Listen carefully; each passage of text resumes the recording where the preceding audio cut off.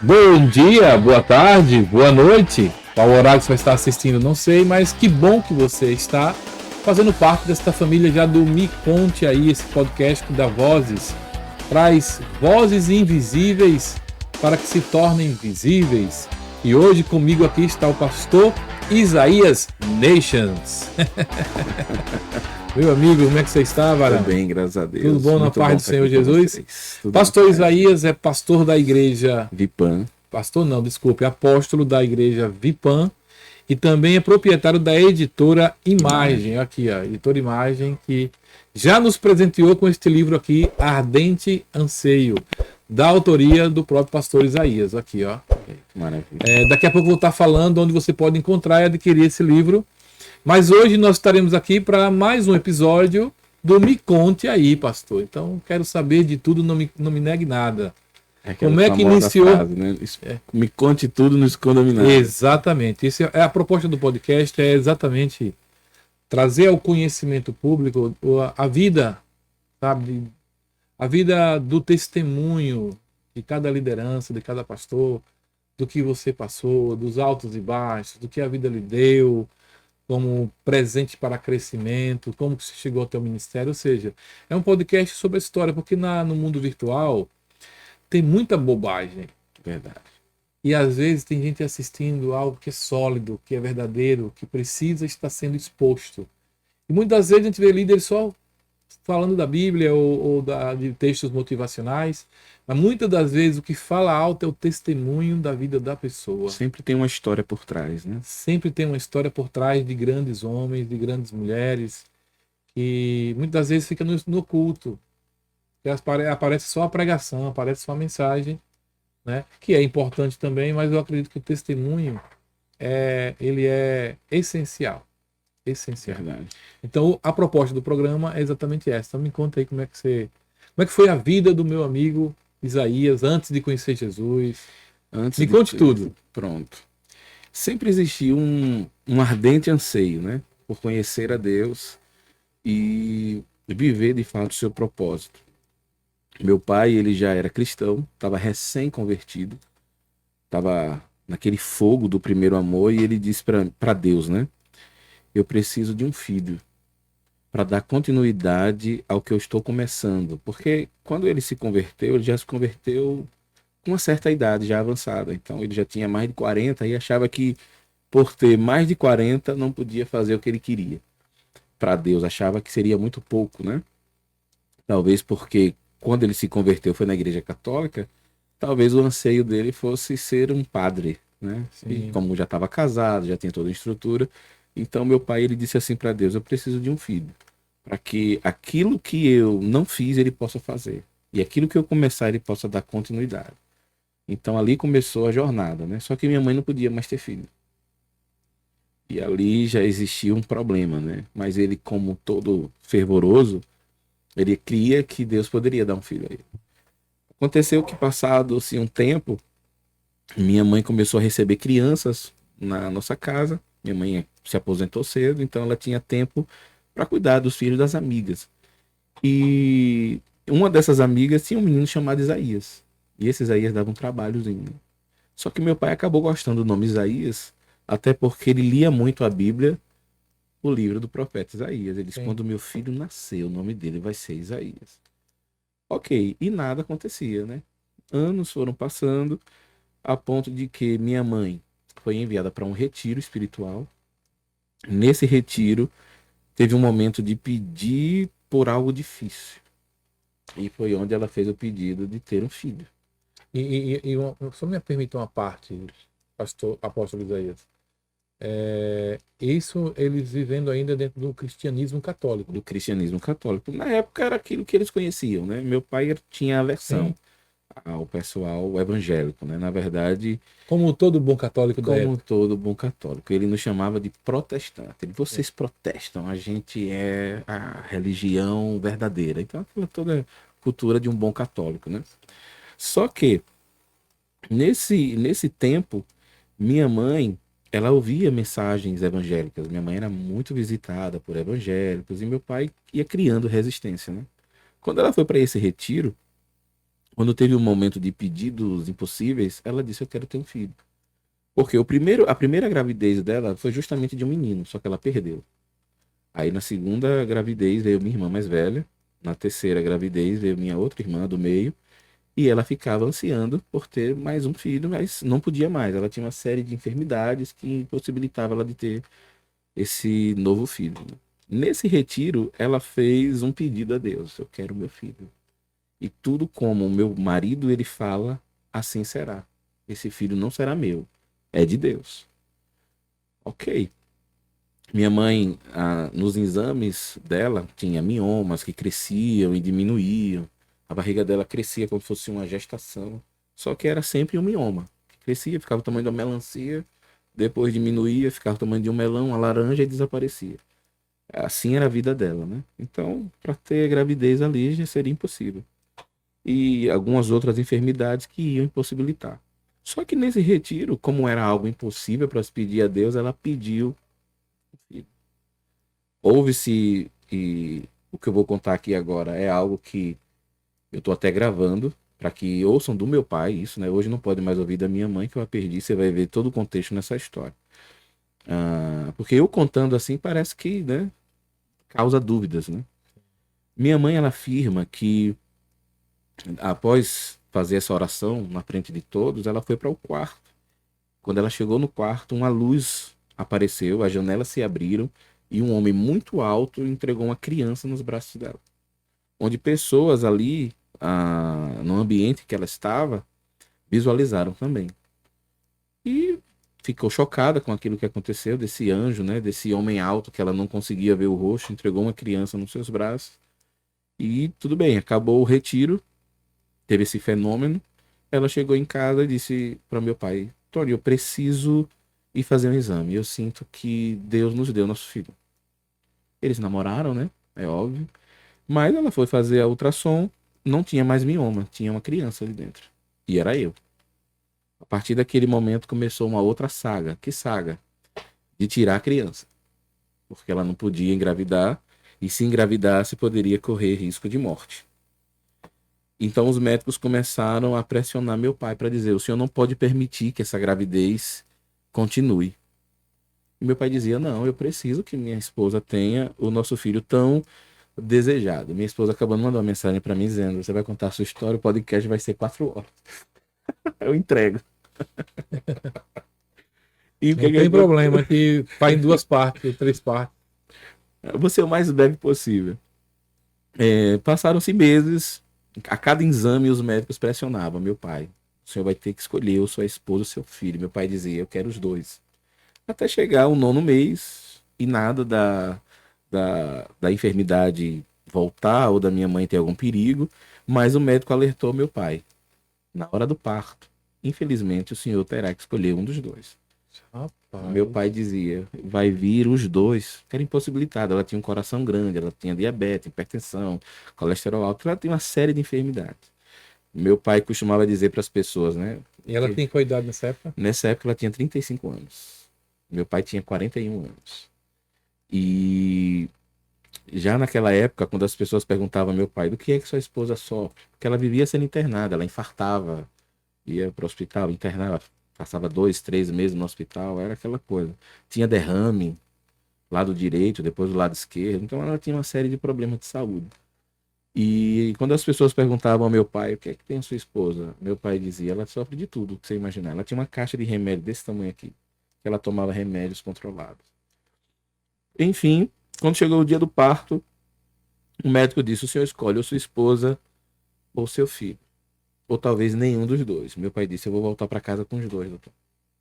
Não, porque não tem como ser um parto normal, tem que ser cesárea, ela não aguenta mais cirurgia, a diabetes dela impede a cicatrização e etc. Meio mundo de situações. Meu pai profetizou e disse: ela vai ter normal, não vai ter problema algum e eu vou para casa com ela. Ai, Jesus, mano. No momento do parto, Tá minha mãe doido. viu a morte. Ela ia ter eclâmpsia, algo, não sei se é esse o nome. E ela teve uma visão de que Deus estava vindo buscar ela. E ela disse bem assim: Senhor, eu sei que esse é o meu último dia na Terra. Mas se o Senhor puder me dar mais uma chance, de eu poder cuidar do meu filho até ele conhecer o que é a vida, eu te peço, eu vou cuidar dele na sua presença. Naquele momento ali, ela conseguiu sobreviver, me levou para casa, meu pai levou os dois, como havia dito, ao médico, e daí começou uma outra saga comigo. Meu pai me ensinava a rezar o terço e minha mãe me ensinava o que é a vida. Sempre cresci sendo aconselhado por minha mãe, aprendi a fazer as coisas de casa, caso um dia eu necessitasse morar sozinho. Ela tinha essa preocupação que a qualquer momento ela poderia ir embora. Chegando aos 12 anos de idade, quando eu voltei da escola, encontrei uma ambulância na porta da minha casa com a minha mãe sendo levada e ela não voltou mais. Passaram-se alguns meses no hospital, ela teve um derrame cerebral e no dia da sua alta, já estava recuperada 3 meses depois, algo aconteceu que o médico não pôde estar presente no hospital para dar sua alta, daria no dia seguinte, na madrugada ela faleceu. E eu não tive mais como receber. 12 anos de idade, ansiando pela volta da minha mãe, não podia entrar no hospital devido à idade. Às vezes eu conseguia burlar, porque eu sempre fui alto, então associava que eu tinha mais de 14 anos, mas nem sempre eu conseguia vê-la. Então, naquela expectativa de recebê-la em casa, meu pai chega com a notícia que ela havia falecido. E eu entendi aquilo que ela tinha pedido para Deus. Quando eu ensinar para ele o que é a vida, o Senhor pode me levar. Com 12 anos de idade, eu já tinha lido a Bíblia, eu já conheci, já andava de ônibus na cidade, eu já fazia comida, né? Sabia arrumar uma casa, como ela me preparou. É incrível, né? Como o poder da palavra se evidencia nas coisas, né? Do Exatamente. mesmo jeito que ela falou que com 12 anos podia levar, ela poderia dizer assim também. Quando eu ver meus netos, filho dos meus filhos, o senhor pode me levar também. Exato, ela não foi Porque específica, né? para Deus é a mesma coisa. A especificação que ela deu foi: quando ele conhecer a vida, É, o Senhor pode me levar. Na idade de 12 anos eu já e com sabia. Deus isso é sério. Muito sério. É muito sério porque eu já vi pessoas partindo porque falaram essas palavrinhas mágicas.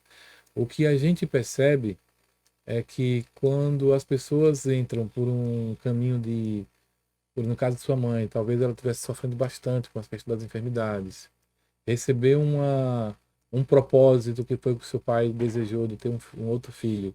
Ela cumpre esse propósito, mas ela estava vivendo a realidade da dificuldade que ela tinha com a saúde. Sim.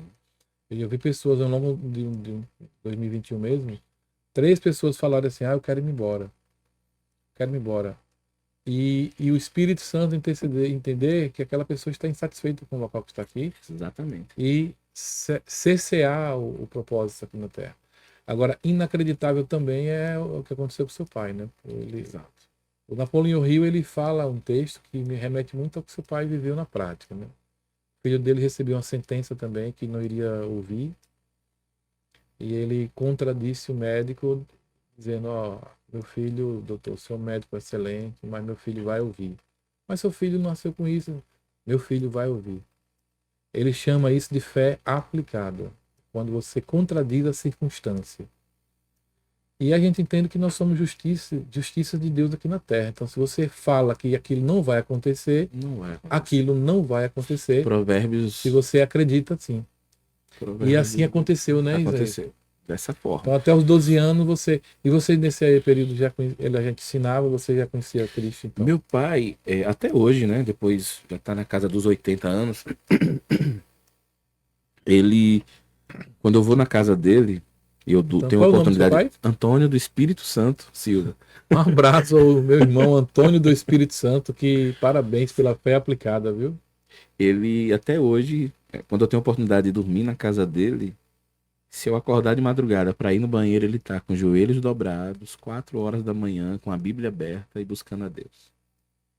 E E assim continua católico. e continua católico.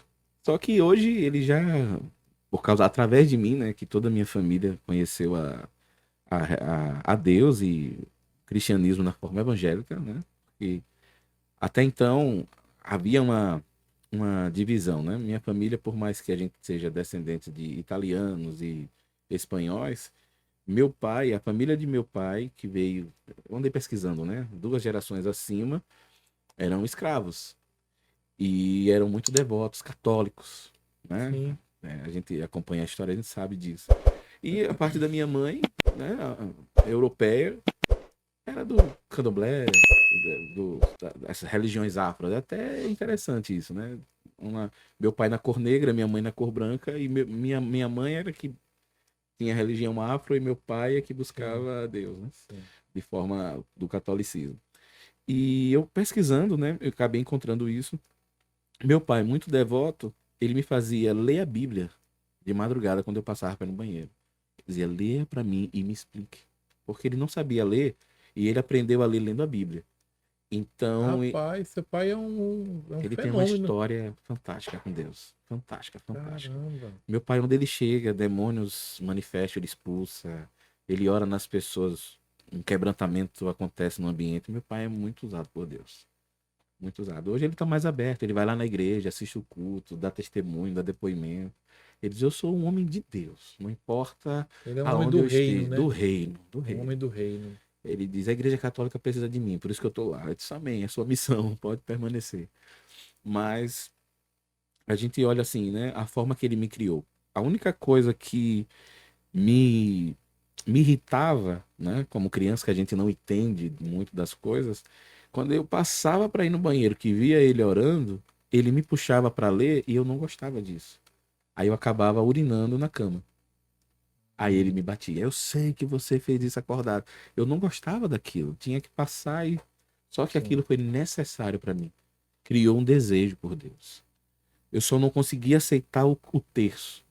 Toda vez que eu ia rezar o texto, eu dizia, como é que pode? Eu ficar repetindo isso. Eu rezava o rosário, né? O mistério gozoso, doloroso, glorioso, tem que orar os três textos, né? São cinco vezes, né? Três vezes. Então, cada texto era 20 minutos, vezes 5 dá 1h20. O rosário dava aí 3 horas, 4 horas de oração. E meu pai, às vezes, fazia uma novena, fazia a gente ler a Bíblia e, ao mesmo tempo, fazer a reza do texto. Eu não gostava. Foi quando apareceu o padre Marcelo Rossi. Ele apareceu com um texto diferente. O texto dele era o texto bizantino. Ele fazia a gente passar cada bolinha dizendo: Jesus, eu te amo, Jesus, eu te amo, Jesus, eu te amo. Eu gostei disso. Meu pai dizia: já rezou o texto hoje? Já rezei umas 3, 4, 5 vezes. E eu gostava, eu me trancava no quarto, pegava o texto e começava a dizer: Jesus, eu te amo. Eu sei que existe algo além dessas bolinhas, de ficar repetindo Maria.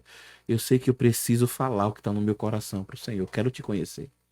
E eu fui tendo experiências com Deus, já novinho. Minha mãe viva ainda. E a gente ali tendo essa comunhão com Deus, mas tentando fugir do catolicismo, né? Ao mesmo tempo, eu fui coroinha, cheguei a ser coordenador, cheguei a ser ministro de louvor nas missas, tocava de manhã cedo. É uma história fantástica. Eu aprendi a tocar violão dormindo. Eu sonhava botando os acordes. Quando eu ganhei o violão, eu coloquei e vi que o som saía.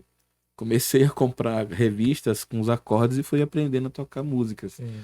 E é uma história assim, toda com a presença de Deus, né, envolvendo, né?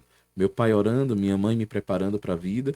Só que quando ela morreu, eu ainda estava na igreja católica e foi onde houve uma revolta, né? Eu não conseguia aceitar, mesmo sabendo que Deus já tinha um plano para minha vida e minha mãe e junto com meu pai tinha arquitetado algo para mim.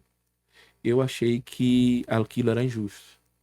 Eu acho que como todo adolescente, minha mãe, ela sempre cantou a bola. Ela dizia: eu tô lhe preparando para a vida, porque se eu partir, seu pai casa de novo. E foi o que de fato aconteceu. Logo, logo, meu pai casou.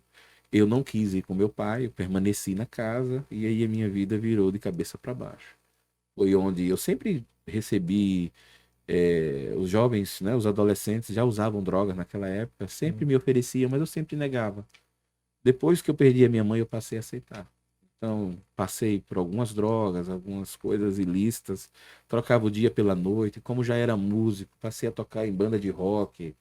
Então, durante as noites, eu sempre estava tocando em algum lugar. E a vida foi virando, né? Mesmo com 12, 13, 14 anos, eu sempre tive uma mente mais para cima. Não sei se por causa da criação da minha mãe. Sempre andava com pessoas mais velhas, pessoas de 14, 17, 20 anos. Namorava com mulheres mais velhas, mulheres de 30, eu com 14, 13 anos de idade, você tem ideia. Então a minha vida ela foi virando ao avesso. Até que, mesmo vivendo essa vida, né, devassa e com más amizades, eu buscava a presença de Deus. Eu sei que existe algo a mais, eu sei que existe algo além e eu quero viver, porque teve uma base. É onde entra Provérbios mais uma vez, né? A gente falou sobre o poder da palavra. Provérbios 18:21 vai dizer que o poder da vida e da morte estão nos nossos lábios, e aquele que sabe usar vai ser recompensado. E Provérbios também vai dizer, no capítulo 26, que quando a gente cria criança no caminho que ela deve andar, onde a gente Jamais se ensina, afastará dele. e o interessante é que aquela palavra ensinar é adestrar. E de fato eu fui adestrado, né? Sim. De madrugada eu tinha que estar lendo a Bíblia com meu pai. E diz que quando a gente ensina a criança o caminho que ela deve andar, quando ela crescer, ela não vai se desviar dele. Eu Sim. acredito que de fato, a palavra, né, predestinado, a isso eu fui, pelo fato de meu pai já me predestinar, de fazer voto a Deus, dizer o que eu seria, né? Não quero entrar aqui em teorias de predestinação, nem livre-arbítrio e nada. Outro dia a gente pode conversar sobre isso. Sim. Eu tenho uma vertente muito boa sobre isso. Nem predestinação. Perfeito. Eu acho que a gente vai criar polêmica, viu? Nem predestinação, nem livre-arbítrio. Nós somos filhos de Deus. Pronto, você falou tudo. Nós somos filhos de Deus e o seu pai, ele atuou com o direito que ele tem como filho de Exato. Deus. Você foi chamado para dominar, está escrito em Gênesis 1:26. Se você ocupa este lugar, esse mundo aparece para você. Se você não assume esse lugar, esse mundo não aparece para você. Exatamente. Se você se sente um escravo, o escravo será. Então, assim, o que a palavra também diz? Assim como sua alma imagina, assim você é. 23:7, né? Exatamente. Então, o que acontece? Seu pai foi lá e reivindicou um direito que é dele. Eu acabei de falar aqui, nós somos justiças de Deus através de Cristo Jesus nessa terra. Então, se você determina que você é isso, a justiça dele vai estabelecer aqui. Não a justiça dos homens vai estabelecer sobre você. Então, isso é muito evidente na vida das pessoas que não aceitam as circunstâncias em sua vida. E vai lá e a circunstância tem que mudar, e ela muda. Exatamente. Então, seu pai foi lá, exerceu esse direito, e hoje está aqui Isaías, né, dando esse testemunho e impactando vidas de diversas formas, que é o que é mais Amém. poderoso.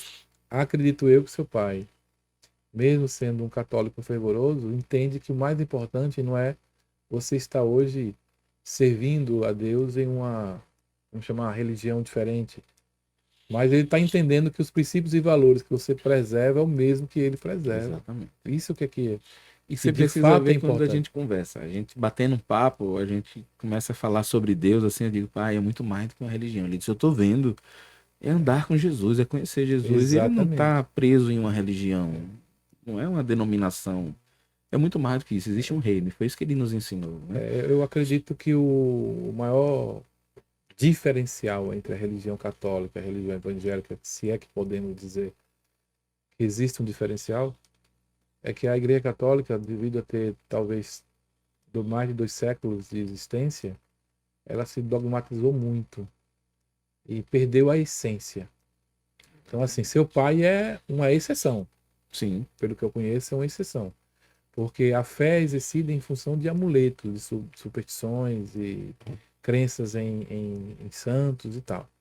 Quando você vai direto para o trono, aí a católica desaparece, porque é o filho que conversa com seu pai. É o que aconteceu com seu pai. Então, assim, as religiões, na verdade, são assim, porque a evangélica também tem hoje uma sistematização. Totens, né? Uma sistematização dogmática que diversificada, vamos dizer assim, porque você não pode mais ter uma igreja que represente o segmento evangélico, são centenas de milhares. Sim. Então, nós também temos nossos totens, como diz você. Então, e aí acontece de que homens também evangélicos também deixam isso de lado e chegam no trono do Pai como filhos abençoados e se relacionam com ele. Então, no campo da religião, nesse sentido, todas estão estabelecidas do mesmo modo, no mesmo lugar. Porque estabelecem dogmas e vivem debaixo desse dogma que sem a essência não simboliza nada. Inclusive, eu fiz esses dias uma imagem que representa um dos pensamentos que está no livro que eu estou escrevendo, que fala exatamente sobre isso, que simbologia sem essência vira apenas teatro. Então não tem outro jeito. Mas o Isaías rebelde, que tocava rock and roll, essa daí é interessante. E foi até que idade, Isaías? Até os 15. Até os 15. Jogava basquete. Então, graças a Deus, não demorou muito não, né? Não. havia sempre um ardente anseio. Por isso que eu fiz questão De fazer esse livro, esse né? livro. Esse livro O conta livro do algumas pastor coisinhas. Isaías, Exatamente. Ardente A Anseio. busca incessante pela glória de Deus, por conhecer a Deus e aceitar o seu propósito. Foi o que eu travei dos 12 aos 15 anos.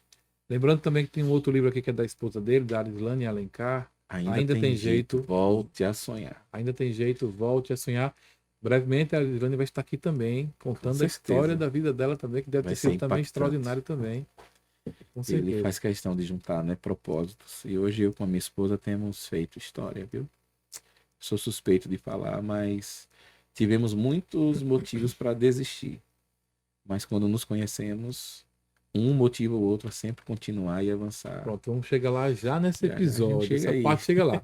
Eu quero saber dos 15 anos agora e diante, depois que você deixou do rock and roll. Foi maravilhoso, né? Eu tinha uma equipe que jogava comigo, a gente chegou a jogar, eu jogava basquete e por causa da altura e tudo, alguns amigos influenciavam também, né, as drogas, mas eu tinha um que sempre andava muito comigo em todas as coisas que a gente ia fazer, até quando a gente conheceu a Deus, assim, através da igreja evangélica, foi através das células, né? A igreja estava celularizando, estava conhecendo a visão celular. E esse amigo que sempre andava comigo, ele disse: vamos conhecer essa casa aqui e tal. A gente era muito convidado. Só que fazia tempo que uma pessoa lá na rua de casa me convidava muito para ir na casa dele. Eu não sabia que ali já era uma célula, né? Era outro nome que ele dava, eu não lembro. Uhum. Mas depois que eu participei da primeira reunião, da segunda, da terceira, eu já sabia que o nome ali era célula. Ele ia me buscar, eu jogando basquete na porta de casa, que além de jogar, né, em times, e eu cheguei a ser convocado para a seleção sergipana de basquete, Caramba. então tinha um futuro promissor. Na minha época, muita gente foi para a NBA, foi para os Estados Unidos, e eu recusei essa oportunidade porque eu estava conhecendo justamente a Deus. E esse A rapaz, sua paixão por Deus se mostrou maior muito maior. do que pelo basquete. Muito maior. Renunciei muitas coisas. Passei em concursos públicos e renunciei porque sempre aparecia uma missão para fazer. Fiz parte da Jocum, tudo a partir desses 15 anos. Fui para um encontro com Deus, né? Conhecido encontro com Deus, aprofundei O mais. encontro com Deus é tremendo. Tremendo, passamos por essa fase, que as igrejas que não passassem pelo encontro, Mas aqui a para gente nós. não considerava Mas aqui para cristã, nós. era terrível. É verdade. Mas aqui para nós, o encontro é tremendo mesmo. Mas é tremendo. Só assim, essa questão que foi feito muito lobby sobre essa questão de quem não passar e tal.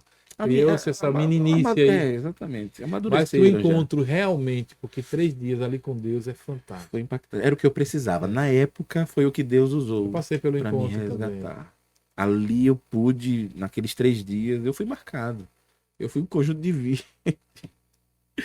E quando Você eu tava. foi pro encontro com o conjuntivite? Foi. Não era nem para ter ido, porque é contagioso, né? É. Eu fui tratado. Já tenho um costume de tratar as pessoas como príncipes, né? No encontro. Eu fui um tratamento VIP ainda, né? A galera ia, botava o algodãozinho com açúcar, com água, com soro, limpava, não deixava eu fazer nada, eles mesmos me limpavam. Assim, um cuidado de Deus tremendo. Qual era o ministério que você fez o encontro? Era a Igreja Batista Getsemane. Hoje é a Igreja do Avivamento. Pastor Manuel Júnior? Manuel Júnior, um cheiro. Caramba, eu passei pelo encontro com ele também. Olha aí, com certeza eu acho que eu estava no seu encontro, porque foi logo em seguida eu já fui trabalhar nos encontros, ministrar nos encontros, eu tive um avanço precoce, também é uma outra história que a gente vai conseguir abordar tudo resumidamente O aqui. pastor Manuel Júnior é um amigo, é uma pessoa decente, é maravilhosa. Inclusive o pastor que esteve aqui semana passada também foi discípulo dele, pastor Anderson. Conheço. Pastor do Ministério Comunidade Ágape. Ágape hoje, isso. Que testemunho tremendo e maravilhoso ele compartilhou com a gente aqui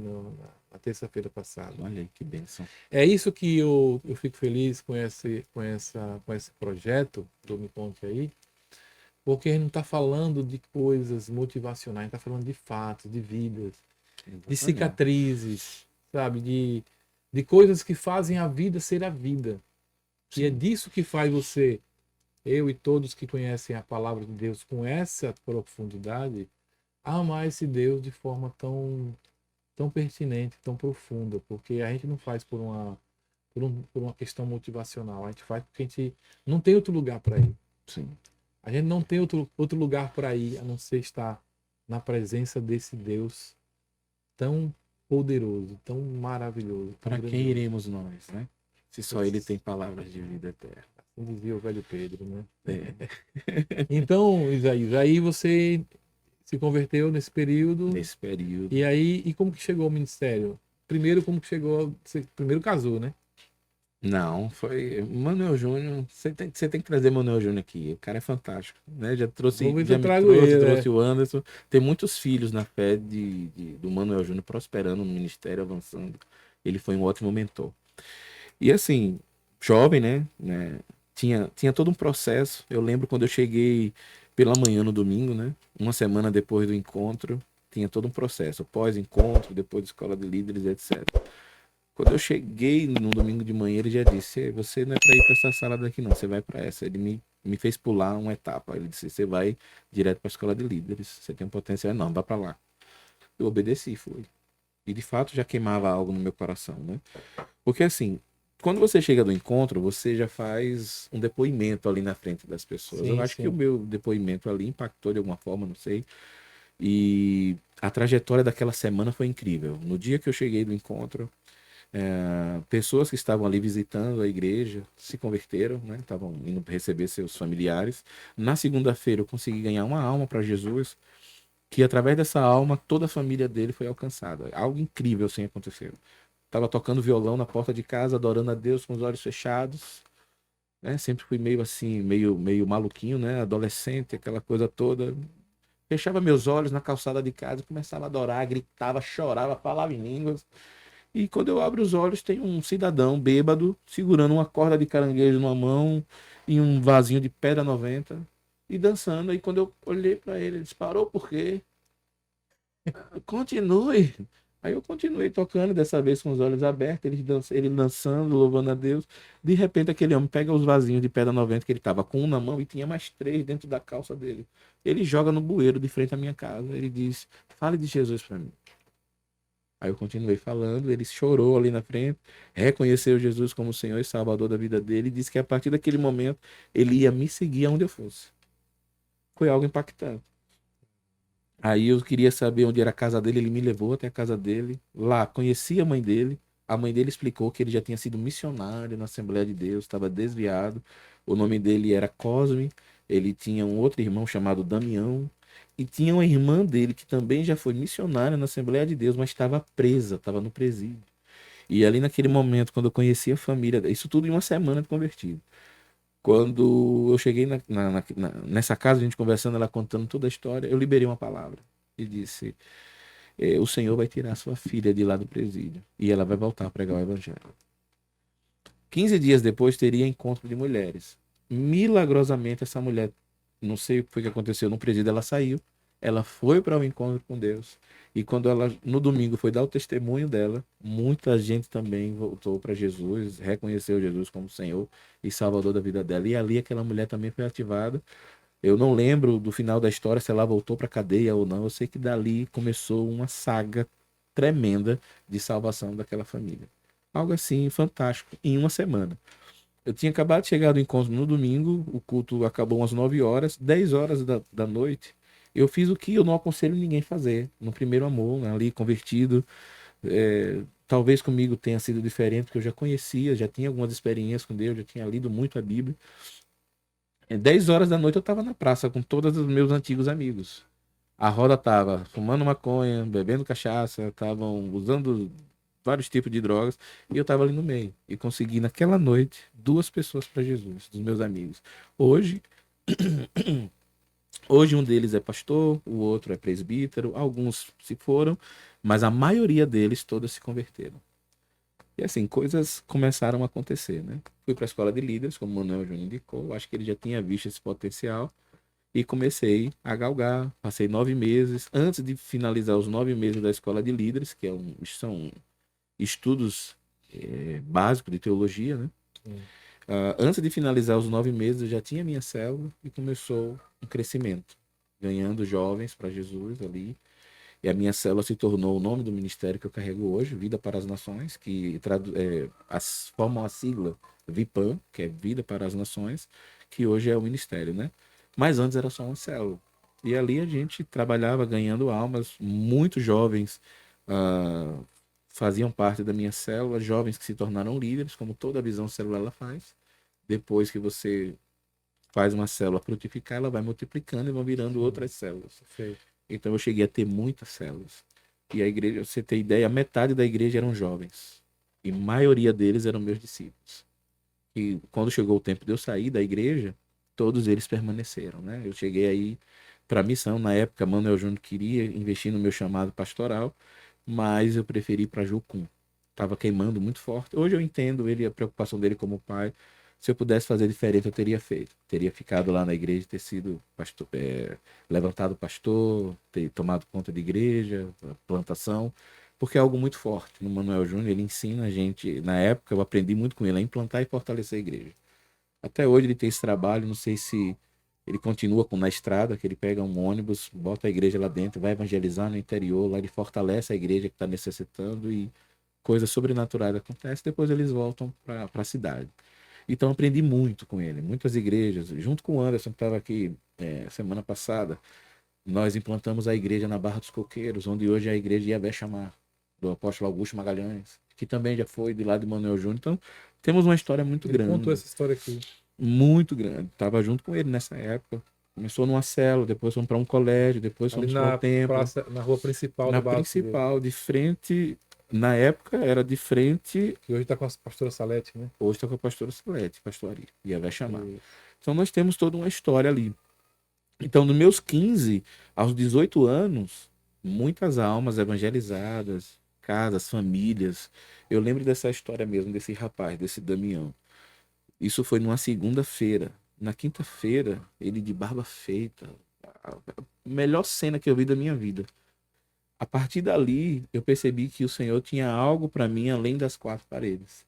Aonde eu chegava para conversar com alguém numa calçada, tocar um violão, sempre chegava um bêbado e começava a dançar, cantava com a gente orava e liberava uma palavra sobre a vida dele. Aqueles que reconheciam Jesus, alguns ficavam lúcidos na hora da oração, não é sempre, mas já tive essa experiência da pessoa estar embriagada e na hora que a gente coloca a mão sobre ele, ele fica lúcido e consegue reconhecer Jesus como Salvador de sua vida.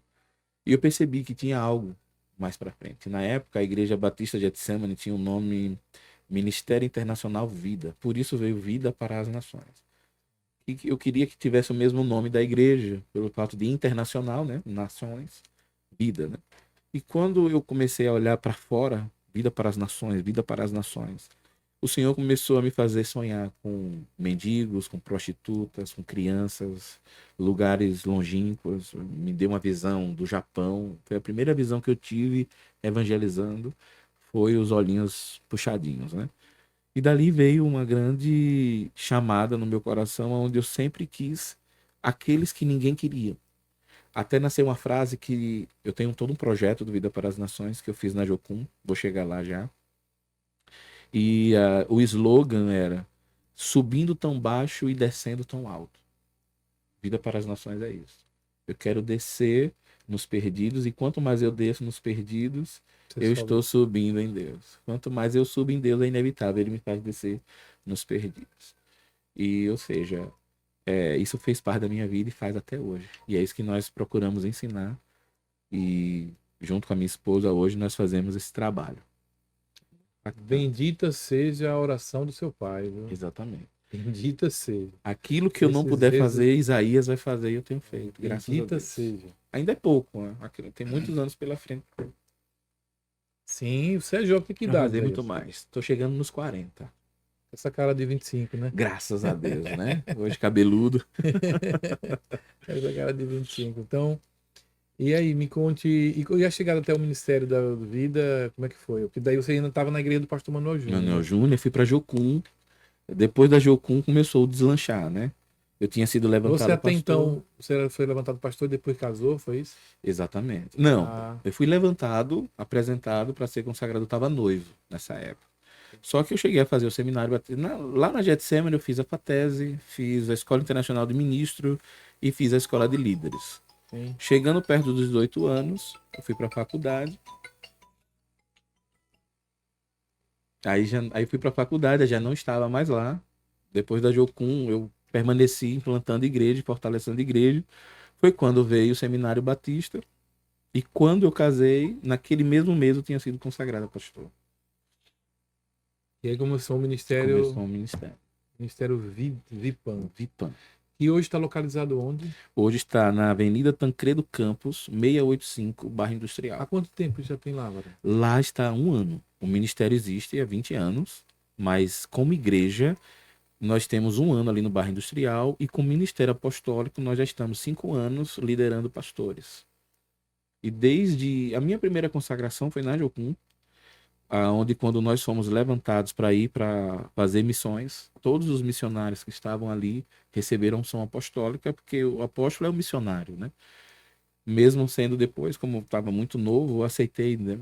Depois do seminário, ser consagrado a pastor. Na época tinha uma febre apostólica, né? Todo mundo queria ser apóstolo. Não sei se a gente pode falar sobre isso aqui. Pode sim, ué. Pode sim. A maioria Tem das pessoas, liberdade. as pessoas queriam muito ser apóstolo e não entendem a responsabilidade que a gente tem, né? E de fato, Sim. o trabalho apostólico, ele precisa ser apostólico. A gente vê muitos apóstolos dentro de 4 paredes e o apóstolo não é chamado para isso. E assim, hoje nós somos apóstolos não é porque nós procuramos ser, nós vimos acontecer. Sim. Nasceu, foi algo que foi iniciado pelo próprio Deus. Pastores são aconselhados por nós, são discipulados por nós, né? Depois veio aquela febre das coberturas ministeriais, onde as pessoas ficavam interessadas em finanças apenas. E nós hoje cuidamos de pastores. Isso é o que é mais interessante. Há muitos anos, nós sempre tivemos essa habilidade de cuidar de líderes. Hoje mesmo eu recebi um. Nós temos esse chamado também para cuidar de líderes aqui no nosso instituto, e hoje mesmo eu recebi um comunicado de um pastor que está com câncer no pescoço e precisando de ajuda, porque não tem quem ajude. E eu vou mostrar a você, não vou mostrar na câmera porque é muito triste a situação. Mas a gente está tentando ajudá-lo. Olha a situação que está. Olha só. Então, assim, chega uma situação dessa e realmente o setor financeiro das instituições não funciona. Por quê? Nós somos divididos. Sim. Infelizmente, nós somos um povo dividido. Porque nós somos muitos, mas nas horas essenciais você está sozinho. É sobre isso que o nosso instituto sempre fala. A gente precisa ter uma comunidade, eu vou chamar de comunidade terapêutica para facilitar o termo. Mas é como a gente estava falando, como é um kibbutz em Israel. Se você tem uma comunidade que funciona nesse perfil, você não sente falta, é como o Paulo falou. O que teve muito não sentiu que teve muito, o que teve pouco não sentiu que teve pouco. É um dos grandes sonhos aqui embaixo no Instituto. Nós temos uma claquete, uma imagem que mostra exatamente o nosso sonho como alvo de oração permanente. E já estamos construindo uma diretoria de pastores. Vou até convidar o casal para fazer parte, para conhecer. Sim. Vamos montar uma diretoria com 12 líderes que conheçam a ideia, se entenderem que se encaixam num processo como esse, será bem-vindo, porque nós vamos percorrer todo o estado falando sobre essa necessidade da unidade no perfil de que nós precisamos ter uma comunidade nossa. Sim. Uma hora como essa agora, você vai levar um pastor desse para onde? Para sua casa? Para um templo? Qual o centro de acolhimento que nós temos? Não existe. Qual é a escola que nós temos hoje para colocar nossos filhos mediante um gigante que está aí chamado ideologia de gênero? Na sua época, na minha época, a formação de valores e princípios era como se fosse um todo da sociedade. Hoje são pedaços da sociedade que acreditam no que a gente acredita como valores e princípios. Sim.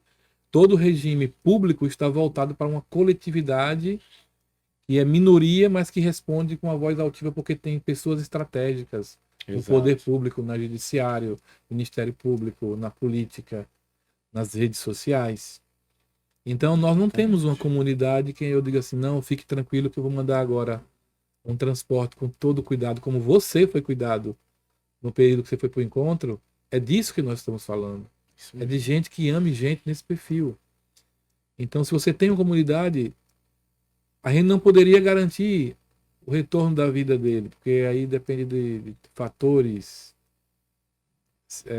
da célula dele, como é que está o nível, se está no nível avançado ou não. Mas no mínimo ele teria assim, cara, eu estou sendo acolhido pelos meus irmãos. Perfeito. Perfeito. Isso daí ele jamais reclamaria.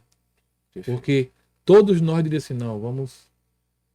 A gente sonha muito, e é muito claro isso no segmento de pastores, a gente sonha muito com templos suntuosos, sempre maior, sempre melhor, sempre mais belo, mas nunca com um acolhimento para o povo que está dando esse sustento.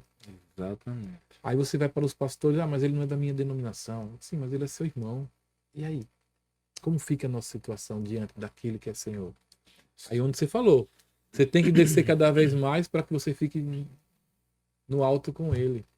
Eu acredito que essas questões falam de um cristianismo que não é um teatro, é um cristianismo de raiz.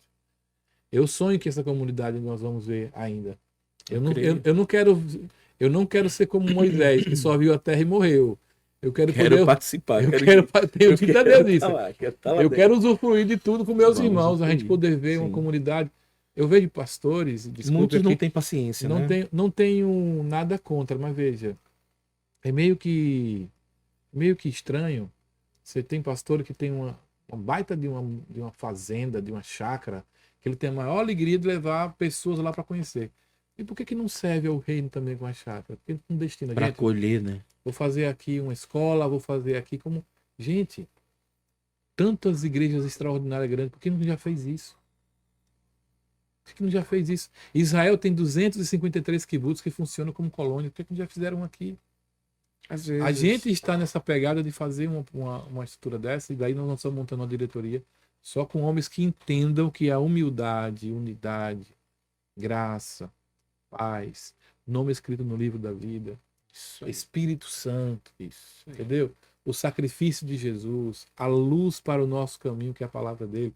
Tudo isso foram poderes, vamos chamar assim, que foi nos ofertado para algo. E não tem algo melhor do que você fazer isso na comunhão.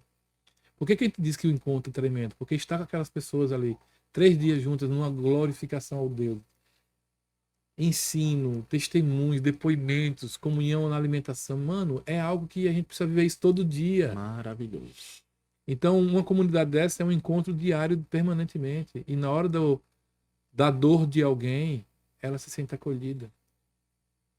O mundo pratica bem isso. É isso que às vezes me incomoda. Você vê, recentemente faleceu uma cantora famosa aí, mas todas as pessoas e ela mesmo dão um depoimento do acolhimento que ela teve.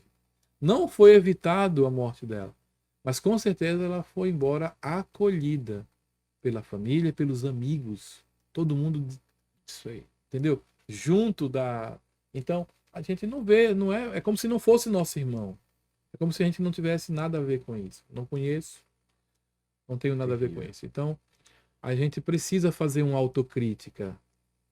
E eu acredito que é só assim que nós teremos uma mudança de entendimento, porque essa febre, os templos suntuosos cada vez mais chegando e gerando dor em quem não consegue fazer.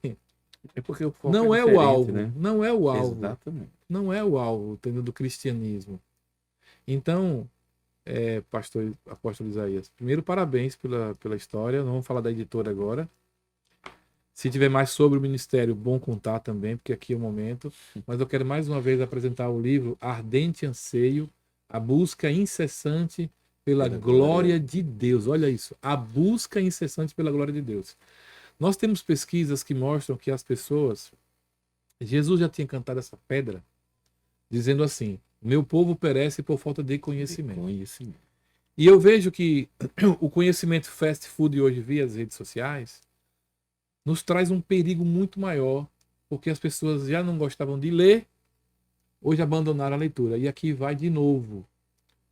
Aprenda a gostar de ler, porque a maioria dos seus problemas, está relacionado a uma rachadura em sua personalidade Porque cada vez que você lê menos, essa rachadura amplia.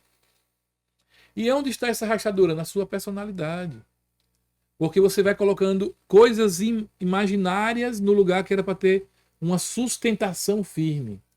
Porque a leitura é a única atividade, presta atenção nisso. A leitura é a única atividade externa do corpo que cria sistemas, cria novos ciclos no seu cérebro. Sua mente vai criando novos circuitos a partir da leitura. Vou dar um exemplo. Você pega uma imagem já pronta de um vídeo que você está vendo, seu cérebro não trabalha para imaginar aquilo ali, porque você já deu a ele pronto. A imagem já está pronta.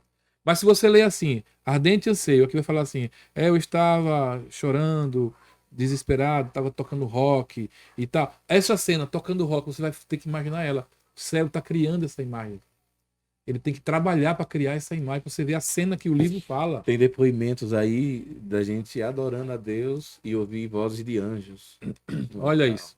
Adorando Você vai junto começar o conosco. quê? A imaginar adorando e anjos cercando. Você criou essa imagem. Não foi alguém que mandou para você pronta. Quando o cérebro precisa fazer essa criação, ele está construindo uma sustentação muito poderosa dentro de você. E aí vem a questão da fé, vem a questão da crença, vem a questão de vários fatores que operam para fortalecer você. Por exemplo, que o pai dele, né? Meu nome do seu pai é Antônio, né? Antônio. Senhor Antônio. Ele executou na questão do nascimento de Isaías, mostra o quê? Que a atividade dele de madrugada, lendo e orando, transformou ele nesse Antônio que foi capaz de confrontar um médico que sabia que estava tendo um problema com a esposa dele, mas ele constrangeu e contradisse a circunstância que havia. E fez com que um jovem, no auge, né, da sua adolescência, 15 anos, é onde as propostas começam a vir, é onde a curtição começa a acontecer, fazer com que um jovem com 15 anos diga não para tudo isso, Exatamente. para correr para a presença de Deus. Exatamente. Porque com E de 15 lá anos você de está até idade, o dia de hoje. Até hoje. Até hoje. Glória a Deus. Até hoje. Então foi muito. Eu li a Bíblia 7 vezes, dos 15 ao 16, toda. É um apaixonado. Apaixonado. Você vai falando aí as coisas, eu fico só indo nos versículos bíblicos. Você falou da justiça de Deus, eu já quase lhe cortava. Não, deixa eu ficar quietinho aqui. 2 Coríntios 5, versículo 21. Aquele que não conheceu o pecado, Deus o fez pecado por nós, para que nele fôssemos feitos justiça de Deus. Perfeito. Então a gente fica. Eu fico só aqui. Você vai falando e os versículos fluindo. Esse texto mesmo, meu irmão, se a gente soubesse o poder que esse texto, que só essa regra estabelecida do reino para nós tem, as pessoas não viveriam a religiosidade que distancia ela da verdade da palavra. Sim. E a cada dia que eu vou amadurecendo, né, vou envelhecendo, vou avançando a minha idade, eu venho testemunhando o quanto valeu a pena dizer não para tudo isso. Sim. No auge da minha adolescência e buscar conhecer a Deus. Eu lembro-me que assim, eu fiz vários cursos de teologia, né? Até o Rema Brasil eu fiz, né? Do Kenneth Hagin. Então eu fiz a Escola Internacional de Ministros, fiz a FATES, fiz o Seminário Batista, fiz o Rema Brasil, fiz outros cursos online também depois que entrou a era digital e eu comecei a conhecer. Eu sempre gostei de saber os pensamentos, o que é que está vindo aqui agora, né? Nós estamos numa era agora da escatologia, onde o pós-tribulacionismo está chegando, né? Sobrepondo o pré-tribulacionismo. Então a gente começa a pesquisar, a trazer pesquisas, a ler mais, sempre gostei de ler. E eu lembro que o Ministério Vida para as Nações é marcado por ensino. Nós viajávamos, eu lembro-me que em 2019 não, 2009, quase 20 anos atrás, nossa agenda foi praticamente quase todos os dias do ano, ministrando. Nós fazíamos conferências, seminários proféticos, nós fazíamos congressos. Eu tinha uma equipe de louvor comigo, nós ministrávamos louvor, pregávamos a palavra, e foi dali que nasceu o primeiro CD. A gente chegou a gravar CD, fruto das pregações, fruto das canções espontâneas, dos testemunhos que a gente ia colhendo nos eventos que fazíamos, até o ponto que o Senhor me fez acordar pela manhã com uma maquete na minha cabeça. Na época eu peguei o que tinha próximo a mim, tinha cartolina do menino, do meu filho, né? Tava bebê na época, mas a gente gostava de deixar ele desenhando. Então eu peguei duas cartolinas, colei uma na outra, botei na mesa da sala assim. Peguei o lápis, que era o que eu tinha, comecei a desenhar a maquete. Isso tem 18 anos. Não, isso tem 15 anos de idade. 15, vai fazer 15 anos. 2010. Sentei na mesa, peguei os lápis e comecei. Aqui vai ser o local onde vamos ensinar as pessoas uma profissão. Aqui vai ser o estúdio de música. Aqui vai ser o templo para os cultos. Aqui vai ser os dormitórios. Eu fiz um local onde íamos receber pessoas para tirá-las da margem da sociedade, trazê-las para o centro da sociedade, para depois enviá-las. Começamos a sonhar com isso, começamos a evangelizar pessoas. Não temos ainda esse local, mas vai nascer. Já temos pessoas que nós conhecemos que se aproximaram de nós, que têm o terreno, mas não sabem o que fazer no terreno. Se nós tivermos acesso a isso, ou como comprar esse terreno, ou quem sabe ser presenteado, ou você que está assistindo, esse lugar pode se tornar uma base para que nós construamos uma Uma comunidade. comunidade, né? Porque comunidade vem de comunhão, de algo em comum, pessoas que passam situações em comum, né? Parecidas, aonde possam ali. E outra coisa, quando você estava falando de ajudar o rapaz aqui, o pastor, por isso que é comunidade. Hoje é ele, amanhã pode ser você, pode ser eu. Qualquer um pode ser atingido por isso. E nós podemos nos cuidar um dos outros. Então, a comunidade é justamente para formar pessoas. E eu lembro-me que eu fiz toda a maquete desenhada à mão. Eu sou design gráfico, não sou design plástico, não sei desenhar com a mão, mas acabei fazendo uma maquete muito interessante e coloquei o que ia acontecer ali. E nas frases que foram colocadas, eu falei sobre as pregações que nós temos nos dias de hoje, que não a gente não escuta mais o largar tudo por amor a Jesus. Pelo contrário, venha para a igreja que você vai ter tudo. Então fica mais difícil ainda as pessoas largarem para poder ter uma vida com Deus, né? Eu posso dizer isso que eu fiz isso na minha adolescência, eu tinha todas as oportunidades para trilhar caminhos diferentes, curtição. Eu tenho como falar para vocês de cursos, de concursos públicos. Eu lembro que eu passei no concurso do Detran, ainda tava de maior já, 18 anos, passei no concurso do Detran. Depois passei no concurso da Caixa Econômica Federal. Depois passei no concurso da Polícia Rodoviária Federal. Todas as vezes que eu passava em um concurso, aparecia uma missão para eu ir fazer. Eu largava as oportunidades por amor a Deus. E isso começou cedo. Começou aos 15 anos, quando o mundo me chamava fortemente para a promiscuidade, para as drogas, para o rock and roll, para a curtição. Eu disse não, por amor a Jesus. Hoje nós não ouvimos pregações assim. Hoje as pregações é para que você venha para a igreja, que lá tem uma bênção para você. Você vai ter tudo, Deus vai te dar tudo. Deus não quer o seu tudo, Deus quer te dar tudo. Então é interessante isso. Então a gente não ouve mais. E na frase que tinha isso em 2010, a frase que eu coloquei ali, e eu tenho certeza que foi impulsionada pelo Espírito Santo, foi pelas experiências que a gente já tinha tido com mendigos, e hoje em dia até os comediantes fazem isso. Eles pegam, já viu algum vídeo assim, que o cara pega um prato de rosquinha ou de biscoito e senta do lado do mendigo. E, aliás, o mendigo ganha de um amigo dele. Eu vou com você, eu vou com Ari. E Ari passar na minha frente e entrega um saquinho de biscoitos. Eu venho depois de Ari e sento e digo, eu tô com fome. O mendigo, ele divide tudo que ele tem com aquele que não tem. E esse mesmo ator, ele passa por pessoas com dinheiro, lanchando, senta perto e pede, e as pessoas repelem. Sim.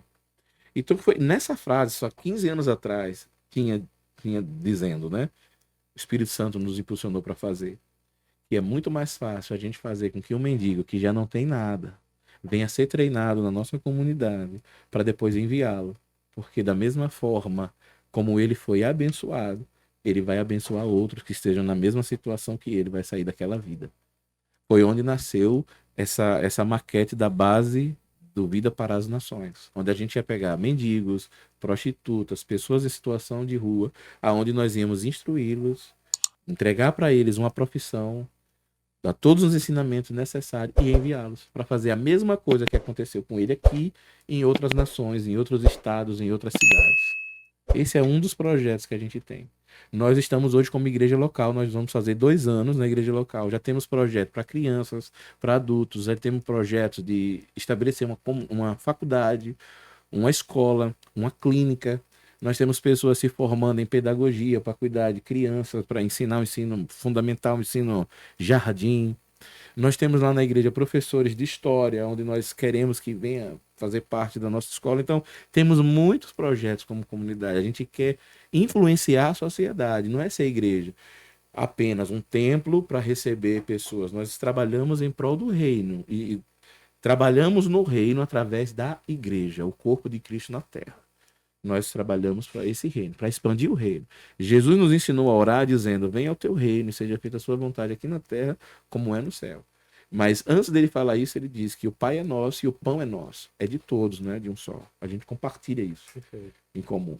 Então, como igreja, Vipan, lhe explicando já, o Ministério Vida para as Nações, nós temos esse cunho muito didático, né, de poder ensinar as pessoas. A gente também tem esse foco no trabalho social. Minha esposa hoje está fazendo faculdade de assistente social, justamente para facilitar os nossos projetos e Sim. essa amplitude que a gente tem. Nós somos psicanalistas também, nós cuidamos da mente das pessoas.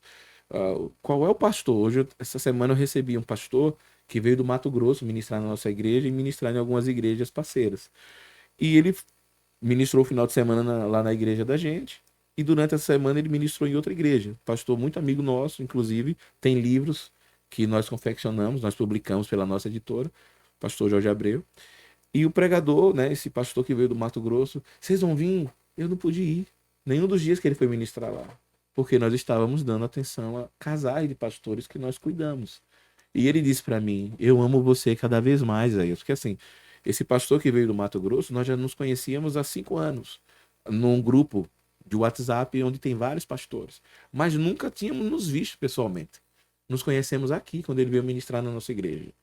E não cheguei a falar dos projetos para ele, mas aquilo, o pouco que ele pôde vivenciar conosco, ele viu alguns pastores, levei ele para ministrar num projeto chamado Tenda de Boaz, que nós temos, que é onde nós sentamos com os pastores, um tempo de mesa, onde temos ministração, onde compartilhamos o pão, o vinho, ou seja, onde nós liberamos alimento bíblico e palavras de cura e de transformação. E ele teve a oportunidade de ministrar. E quando ele disse para mim assim: cara, eu quero ver você lá na igreja do Jorge, eu vou ministrar assim, assim, assim. Eu disse: eu vou, me esforcei para ir, não pude ir. Tava dando atenção a um casal, depois fomos dar atenção a outro casal e a outro casal. E eu disse para ele: eu estava discipulando. E por isso acabou que chocou o tempo. Ele disse: eu amo você mais ainda. Eu já te amo, cara, mas por ver o seu trabalho, quem é que quer abrir mão do seu tempo de alguma atividade para cuidar de outra pessoa? Ninguém. Então, isso nós carregamos muito. Eu já cheguei na casa de pastores precisando de ajuda, né, de um conselho, de um discipulado, chegar às 9 da manhã ali e sair 5 da manhã do outro dia, até o assunto ser fechado. Casais de pastores a ponto de divorciarem. Casais de pastores passando por situações específicas. Aquilo que eu tenho, eu vou dar. Eu sei que se precisarem de uma situação financeira, se eu puder ajudar, eu vou ajudar. Mas se eu não puder ajudar financeiramente, nós temos outros pastores que podemos fazer com que algo em comum aconteça ali, né? Nossos irmãos em prol de um irmão necessitado. E às vezes, muitos se aproximam de nós esperando isso, esperando dinheiro, esperando uma unção, porque hoje, né, você não é consagrado pelo chamado, você é consagrado hoje porque você deseja ser. Eu já vi muitos assim, paga para receber unção na cabeça. Tem pessoas que se aproximam de outras para ser reconhecido ministerialmente. Eu não sei. Eu lembro que algumas pessoas já se aproximaram do nosso ministério para aprender algo e depois sair fora. Sabe? Minha igreja está passando por uma dificuldade, Isaías pode resolver. Depois que Isaías ajuda a resolver, tchau. Eu não preciso mais de Isaías. Já aconteceu muito isso, infelizmente. Mas isso não faz a gente desistir. Não faz a gente deixar de acreditar. Porque nós não servimos as pessoas, nós servimos a Deus. E servindo a Deus, nós servimos as pessoas. Mas porque servimos a Deus. Esse sempre foi o alvo. Então, assim, o nosso ministério tem muitas vertentes. Tem essa vertente didática, onde nós ensinamos. Lá no nosso ministério, nós temos duas escolas, uma específica para ministério, é o Centro de Treinamento Ministerial Vida para as Nações, onde acontece a Escola das Nações Vida em Abundância, onde nós treinamos os ministros. Todo domingo de manhã nós temos a Liderar School, é onde nós preparamos os líderes do ministério, ou seja, uma é paga, que é a ministerial, tem todo o material, tem fardamento, tem crachá, a gente tem a formatura, toda a mensalidade é para esses custos. E temos a Liderar School, que é gratuita, que é para toda a igreja aprender a ser líder no ministério, ou seja, aprender a ter um departamento ou trabalhar em uma função. Nós temos os disponíveis para servir, aonde nós treinamos a igreja a ser serva, né? Muito mais do que voluntário, é ser um servo. Aquilo que o próprio Paulo, sendo líder de líderes, ele pôde dizer: eu, servo do Senhor Jesus Cristo, né? Aquela palavra servo ali é dolo, acorrentado. Estou acorrentado em Cristo. E por vontade própria, é aquele escravo da orelha furada. E ele decide permanecer escravo por amor ao seu Senhor, mesmo podendo ter uma vida livre. Ele decide permanecer escravo. Aonde é furada a orelha dele publicamente, declarando: ele não é mais escravo obrigado. Ele é um livre que decidiu ser escravo. Então, hoje nós ensinamos tudo isso no nosso ministério, Vida para as Nações. E eu peço a Deus para que esse ministério ele não acabe em mim, né? E nem na minha esposa. É um ministério que se perdure, né? Hoje a gente vê ministério que, se o pastor morrer, acabou a igreja. Então é muito mais do que um ministério, é uma visão, é um propósito, é um destino, é uma questão de visão, aonde ela continua, mesmo que o visionário não esteja presente, né? Ela vai se perpetuar. Mas deve Isso é que a demorar, gente... deve demorar um bocadinho ainda, porque Que você tem, demore. você A gente tem, quer esse legado, você quer tem até deixar os esse legado. 120 para ainda. Opa, amém. Se Jesus não voltar, Amém. ainda tem tempo demais ainda. E a editora, o Isaías, e como é que Nasceu como um dos braços do ministério. Nasceu como um dos Nasceu braços para nos manter, porque assim, hoje nós temos igreja em outro estado. Você gosta de leitura? Qual é o seu Muito, histórico de leitura? muito. Pronto, o primeiro livro que eu li foi no primeiro dia que eu me converti, né? Abracei a fé, eu fui logo lendo livros polêmicos, como Babilônia e Roma. A diferença é o nome. Não sei porque eu ganhei esse livro, não sei se foi porque eu estava saindo da igreja católica, né? A igreja católica era de um lado, a igreja evangélica que eu passei a congregar, né? Quando eu me converti de fato, era no fundo da igreja católica, né? Eu acho que foi por isso que eu ganhei de presente. Ali no Bugio ali? No Bugio.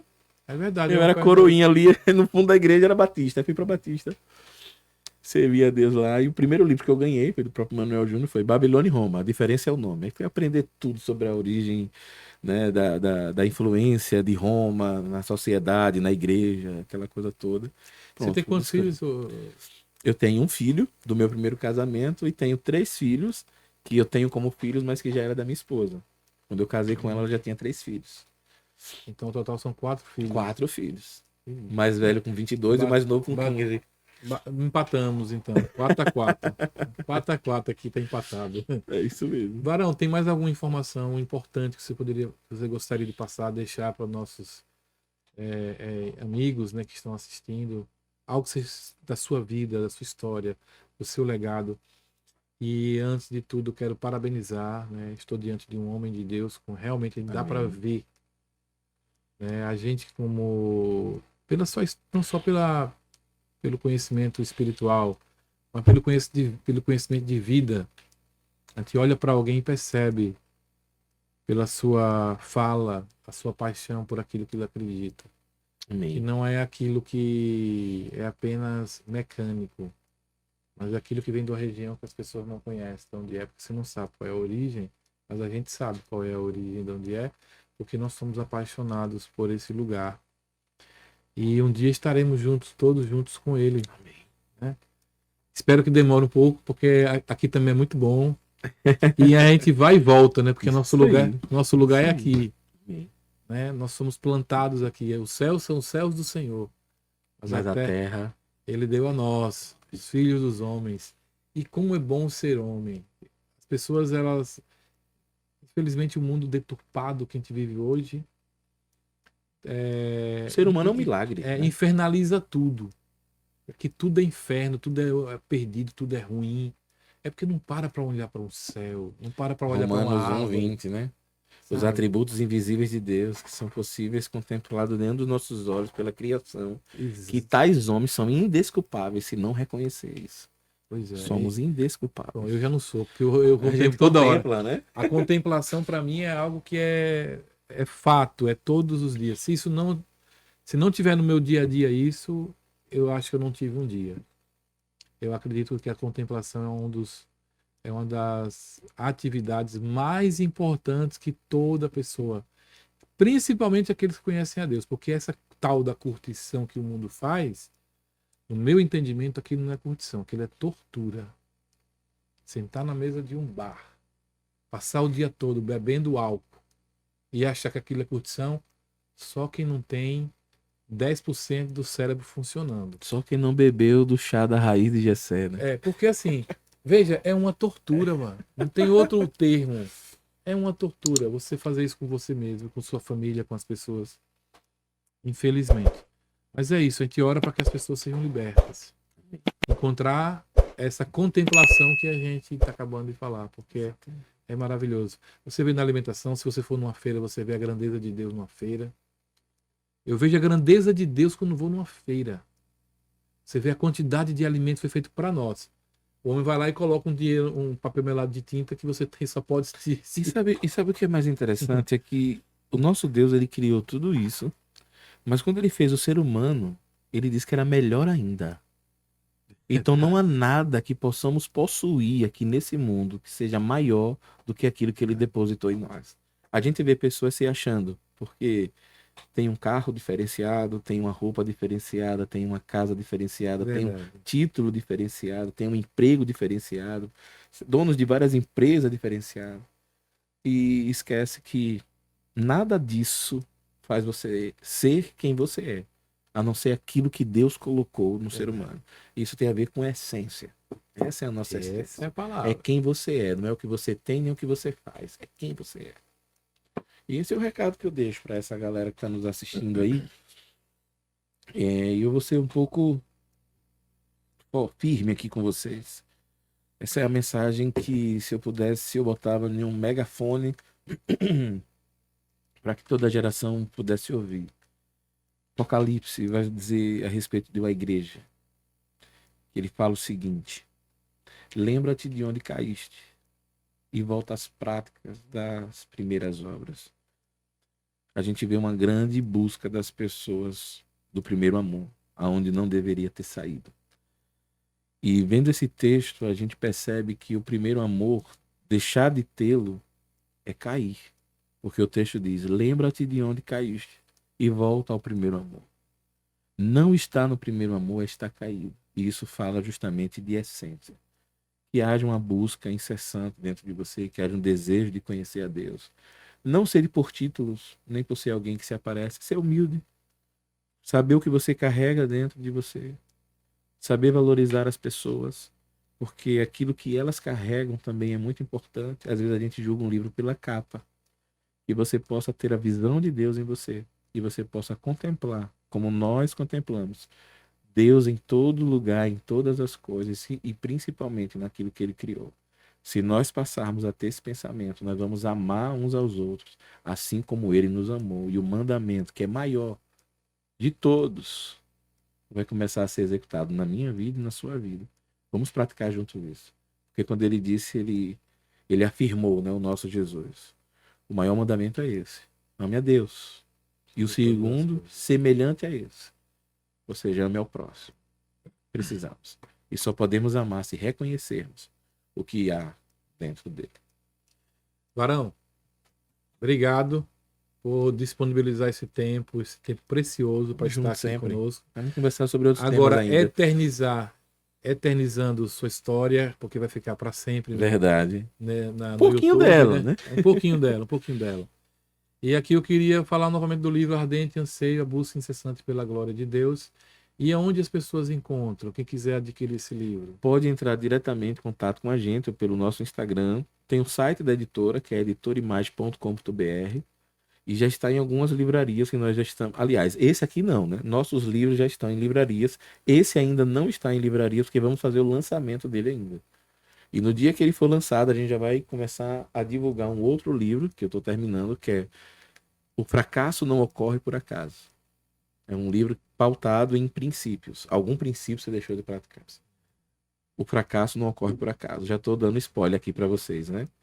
Então tá aqui, Ardente Anseio. Entre em contato com a gente. O nosso arroba é Isaías Nations, Então, ou Vipan Global, ou o site é editorimagem.com.br. e os horários de culto lá na igreja, quais são? Se a pessoa quiser fazer uma visita lá. Sim, dia de quinta-feira, às 19h30, nós estamos em uma série que é eu e minha família servindo a Deus no presente. Servimos a Deus.